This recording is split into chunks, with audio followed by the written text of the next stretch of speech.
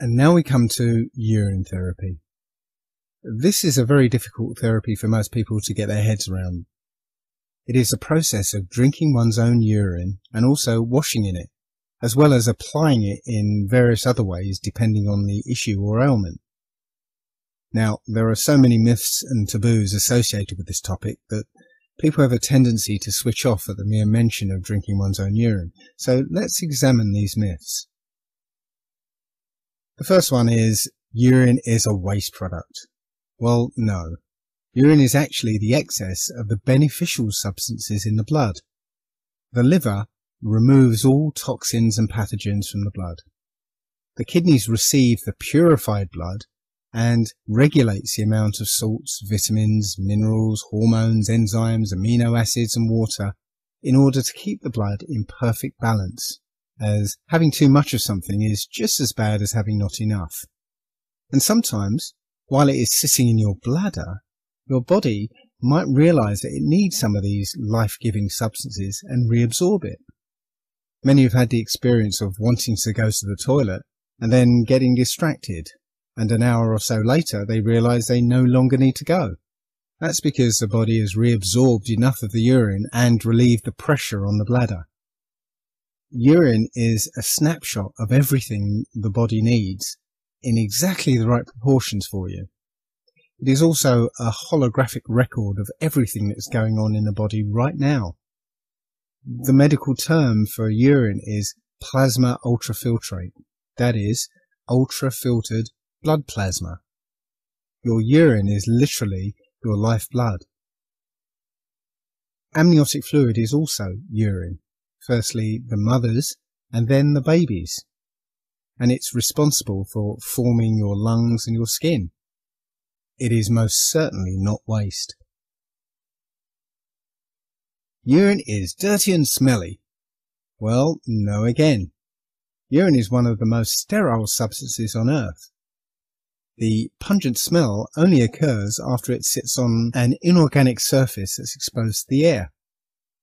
Urine doesn't contain ammonia, but ammonia forms as a byproduct of its antibacterial properties. In fact, urine is actually a natural detergent, and it was what was used in Chinese laundries. The smell of urine is obviously affected by your diet, your current state of health, and even your emotional state, but it actually smells of you.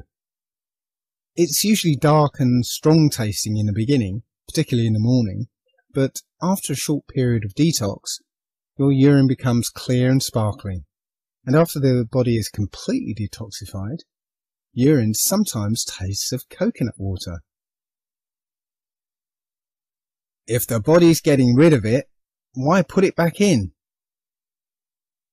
Well, as I explained earlier, it isn't getting rid of it because it's waste.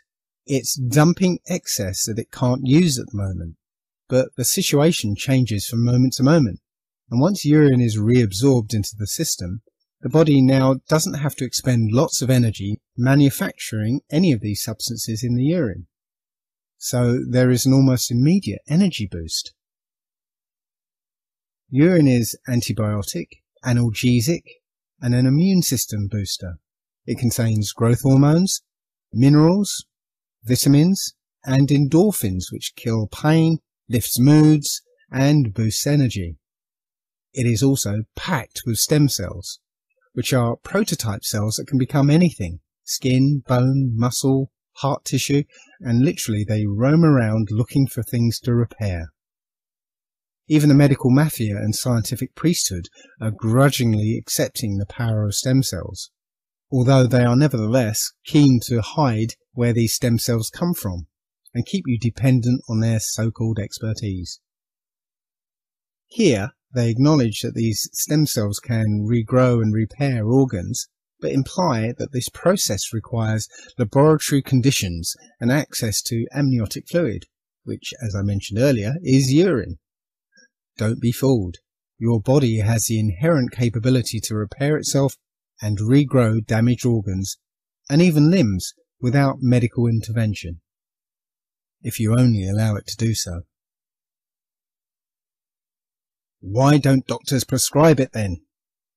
Well, because medicine is a racket.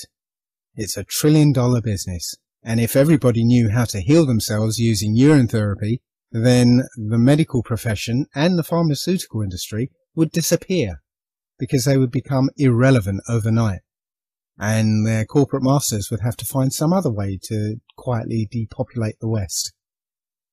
Here is a quote from a Dr. Alan Greenberg.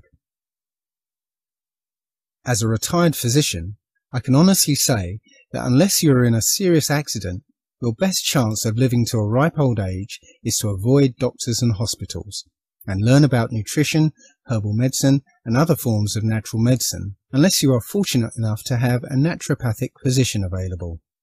Almost all drugs are toxic and are designed only to treat symptoms, and not to cure anyone.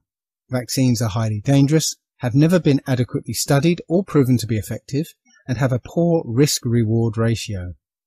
Most surgery is unnecessary, and most textbooks of medicine are inaccurate and deceptive. Almost every disease is said to be idiopathic, without known cause, or genetic, although this is untrue. In short, our mainstream medical system is hopelessly inept and or corrupt.